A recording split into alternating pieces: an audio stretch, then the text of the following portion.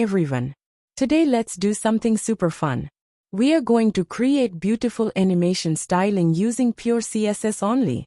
First, let's take a look at how the final output looks.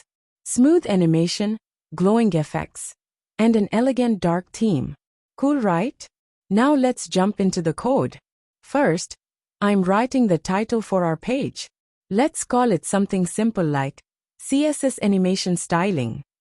Then we'll add a card or element and give it that awesome animated glow.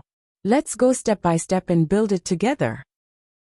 First, I'll set up the basic structure with doctype HTML and add the HTML, head, and body tags. Inside the head, we'll write our page title. I'll name it Glowing Card. We'll also link our CSS file using the link tag. So we'll create a separate file named style.css. Now moving to the body, I'm going to add a div with the class card. This is the container we'll style.